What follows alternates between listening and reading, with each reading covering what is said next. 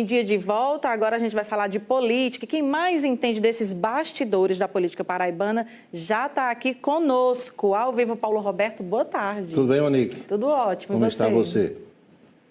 Ótima.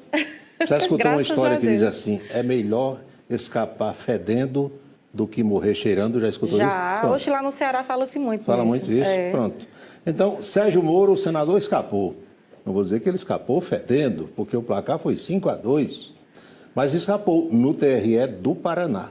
É claro que agora o Partido dos Trabalhadores deve recorrer ao TSE em Brasília e Moro será submetido a um novo julgamento. Em outras circunstâncias, naturalmente, em outro momento, e a gente sabe que em Brasília tudo depende do momento.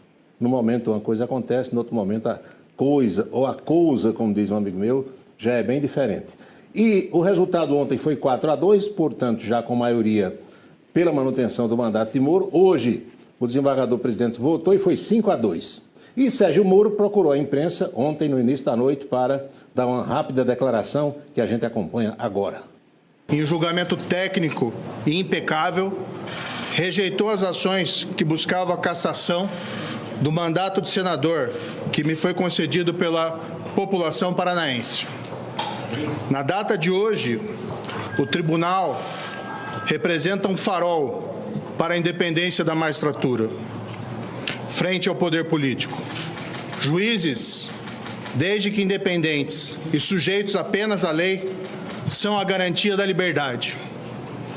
A independência da magistratura, nas palavras do grande Rui Barbosa, patrono, aliás, do Senado Federal, constitui a alma e o nervo da liberdade. As mentiras, as acusações fantasiosas, as ameaças, até mesmo do crime organizado, não vão nos dobrar.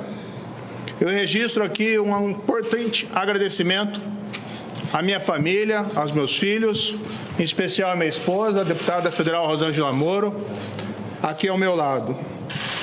Agradeço igualmente o trabalho brilhante que foi feito pelo advogado Gustavo Guedes. Agradeço meus amigos, todos meus eleitores e apoiadores. Não será possível avançar se abdicarmos de nossas liberdades e da democracia. É tempo de pacificação institucional e de respeito ao Congresso Nacional. Não há inimigos em uma democracia, mas apenas adversários. Os divergentes em uma sociedade livre precisam ser convencidos e não eliminados. Estou aqui defendendo o Paraná e o Brasil e irei continuar. Muito obrigado. Muito bem. Só para lembrar a você de casa, Deltan Dallagnol, que era o poderoso procurador da Operação Lava Jato, foi absolvido aí no TRE do Paraná por 6-0, unanimidade, e quando chegou em Brasília foi derrotado por 6-0. Não estamos dizendo aqui que vai ser o caso de Sérgio Moro, mas só para esclarecer que em Brasília muitas vezes as coisas acontecem diferentemente do que ocorre nos tribunais regionais. E tem, é bom lembrar, um outro fato que pesa contra Sérgio Moro, ou não, que é a história de uma investigação do CNJ, para ver a atuação dele na Lava Jato. Como eu falei, vai depender do momento, se levanta uma celebre também no Tribunal Superior Eleitoral, em Brasília. E a confusão envolvendo Elon Musk, o homem poderoso da Tesla, né, o sul-africano, que também é norte-americano, o ministro Alexandre de Moraes, ecoou pelas paragens dos palácios do Planalto e da Alvorada, e o presidente Lula, participando ontem de uma solenidade, jogou uma indireta, deu uma tacadinha no bilionário. Vamos ver aqui. Porque está claro hoje ninguém tem mais dúvida. Eu tenho um companheiro meu que até hoje ele não acredita como eu fui para a Lua. Não adianta mostrar foto, não adianta mostrar filme, não adianta mostrar depoimento, ele não acredita como foi para a Lua. Então eu não vou brigar, se o cara não acredita, o problema é teu. Hoje nós temos gente que não acredita que o desmatamento, que as queimadas prejudicam o planeta Terra. E muita gente não leva a sério o que significa a manutenção das florestas para a manutenção da qualidade de vida nessa casa enorme que é o nosso planeta e que a gente não tem para onde fugir. Tem até bilionário tentando fazer foguete, tentando fazer viagem para ver se encontra algum espaço lá fora. Não tem. Ele vai ter que aprender a viver aqui. Ele vai ter que utilizar muito do dinheiro que ele tem para ajudar a preservar isso aqui, a melhorar a vida das pessoas. Porque muita gente vê a floresta, vê o rio de forma separada.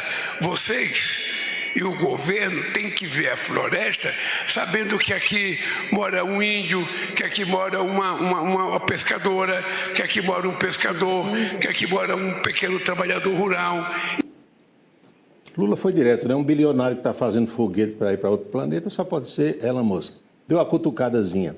E, por falar em história de não acreditar que o homem foi à Lua, eu tenho colegas jornalistas aqui em Campina Grande, formados em comunicação social, ainda atuando, que não acreditam que o homem foi à Lua. Morrem dizendo que não, mas é uma questão de cada um. Ora, tem gente que acredita que a Terra é plana, que a Terra não é redonda. Quem sou eu para contestar essas cabeças pensantes? Pois bem, vamos agora para o caso Marielle Franco. O caso Marielle, você sabe que levou à prisão um deputado federal, o Chiquinho Brazão, o irmão dele, conselheiro do Tribunal de Contas do Rio de Janeiro, o Domingos Brazão, e também um delegado de polícia que era chefe de Polícia Civil do Rio de Janeiro. E esse povo continua preso, mas no caso do deputado, Monique, a CCJ da Câmara está reunida agora para saber se homologa a prisão ou não. O deputado do Chiquinho Brazão pode ser solto, porque a Câmara analisa a prisão preventiva decretada pelo ministro Alexandre de Moraes. O que é que diz a lei? Que no caso de um parlamentar federal, a Casa analisa se aquela prisão preenche os requisitos, homologa ou não.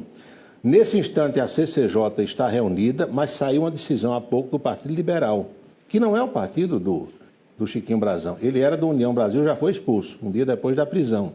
O fato é que o PL, que tem a maior bancada na Câmara, fechou questão agora há pouco, dizendo que é para votar todo mundo contra a manutenção da prisão, ou seja, para soltar o Chiquinho Brazão. Porque os parlamentares entendem isso, todo mundo comenta em Brasília, que se abrir mão, daqui a pouco vão prender deputado a toque de caixa e a coisa não deve acontecer dessa maneira. Passa pela CCJ, depois vai para a votação em plenário, não a cassação ainda, mas a soltura dele ou não. É que eles têm imunidade parlamentar, né? A gente não discute tanto isso no dia a dia, mas está na legislação, eles estão se aproveitando disso aí. A imunidade parlamentar é para o que ele fala e não para o que ele faz. E a acusação aí é de ter feito, mas não tem prova ainda, exatamente, né? Tem uma delação, a questão mora exatamente nessa situação aí. Vimos então a foto do deputado Chiquinho Brazão, que está no presídio federal, aguardando com expectativa isso. É aquela história que eu falei que em Brasília tudo depende do momento. Se no dia seguinte à prisão, esse caso tivesse ido para a CCJ e para o plenário, fatalmente a prisão seria mantida. Mas aí passaram-se 2 semanas, 14 dias, 15 dias, o tempo é outro, a coisa já esfriou, ou já deu uma esquecida, e houve tempo para pensar. E quando tem tempo para pensar, a decisão pode ser diferente daquela outra decisão. Pois bem, vamos para o nosso plano local. O governador João Azevedo anunciou um concurso para PB Saúde e ontem o secretário Tibério Limeira, que é o secretário estadual da administração e presidente do PSB de João Pessoa, se pronunciou sobre concursos. A imprensa deu destaque, a gente mostra aqui. O secretário anuncia a publicação de edital de concurso e prevê certame também para professores, além do que o governador anunciou da saúde. Mas não é só isso não. Tem Tibério Limeira aí para o pessoal memorizar a fisionomia dele? Está aí o jovem secretário de administração do governo João Azevedo e o que ele falou sobre outros concursos que a gente tem uma arte aqui para mostrar. Concurso para engenheiros, arquitetos e técnicos de edificações. O edital é aguardado para os próximos dias e serão, olha, 200 vagas. Concurso inédito para a Secretaria de Cultura também se encontra em fase avançada de contratação da banca e, segundo o secretário, serão 33 vagas. E sobre o tão aguardado concurso da Educação, que tem previsão de 2.000 vagas, Tibério informou que a administração aguarda a finalização da negociação do PCCE do Magistério para tomar as medidas. Muito bom. Muitas oportunidades aí de emprego nos próximos dias e os concurseiros, as pessoas que querem fazer parte do quadro do Estado, todas devem ficar atentas para os editais que brevemente estarão na praça. E por falar em João Azevedo, o governador também tem dito que tem conversado com o deputado Romero Rodrigues. Você pensa que não? João ontem revelou isso na sua passagem por Campina Grande.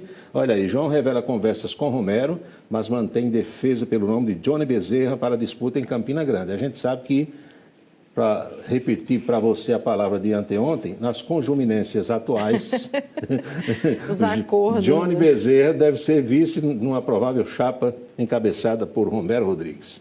Olha aí o governador João Azevedo. Esse de boné aqui, de camisa vermelha, sabe quem é, não? O pessoal da redação está olhando ali. Isso aqui é Aldione Abrantes, o presidente do Souza. E agora parece que é petista desde pequenininho, está com a camisa vermelha, né? Aí já Coincidência, viu como é que é. né? Pois bem, vamos para a boca maldita de hoje, a forma descontraída que a gente encontrou para concluir a Vou coluna encerrar política o quadro, por né? aqui. Pois é. Tem um deputado federal do estado do Espírito Santo que é conhecido, foi votado e é conhecido como Gilvan da Federal. E se é Gilvan da Federal, ou é da Rede Ferroviária Federal, ou foi da Polícia Federal, alguma coisa nesse sentido. Ele participava de uma das comissões lá na Câmara dos Deputados, dos debates, e disse que não se pode conceber que um homem só mande no Brasil de hoje. Ele não citou nome, mas você aí vai fazendo as suas digressões e tirando as suas conclusões. E disse que os presidentes do Senado brasileiro e da Câmara são bananas de pijama. Quando se chama um homem de banana de pijama, está querendo dizer que é o quê, Monique? Eu prefiro não comentar essa parte. É melhor ficar quieta. Então, vamos ver aqui e ouvir o deputado Gilvan da Federal, que é do Espírito Santo, atentamente às suas declarações. E eu fico me perguntando, para que serve? Para que eu venho trabalhar aqui? Para que serve 513 deputados federais, 81 senadores? Nós temos aqui deputados excelentes como senadores, mas nós somos minoria. A gente não consegue cobrar ao presidente da nossa casa. Nós vamos ficar fazendo aqui moção de repúdio até quando? Nós vamos ficar falando aqui até quando? Nós vamos ficar ouvindo a covardia do presidente do Senado até quando? Alguma coisa a gente tem que fazer. Eu não vou falar greve porque eu não sou petista, mas alguma coisa nós temos que fazer. Obstrução, qualquer coisa.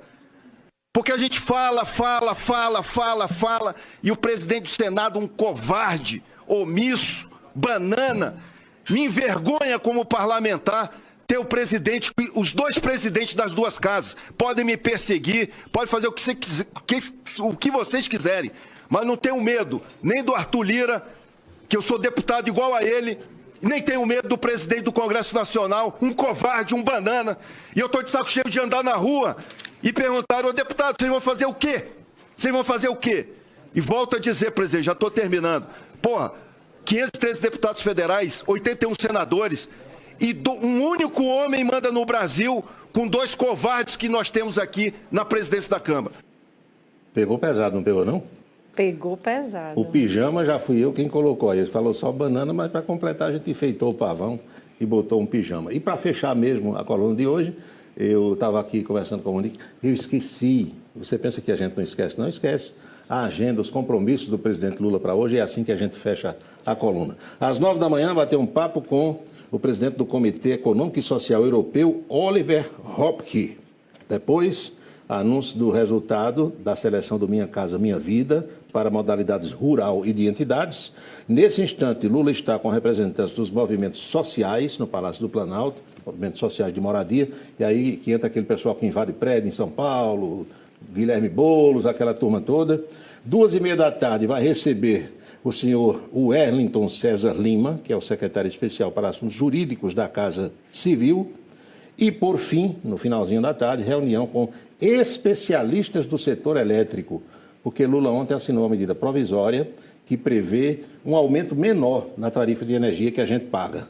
Amém. Menor, 3%, 4%, mas tudo que reduzir é bom. Ruim é quando aumenta, né? Mas reduzindo é bom. E é assim que a gente conclui a coluna de hoje, Monique. Ai, Walter, uma graça. Muito obrigada pela participação e até a próxima, se Até a Deus próxima. quiser, tá bom? Tá. Agora chegou a hora de acompanhar as novidades da política, direto de Brasília.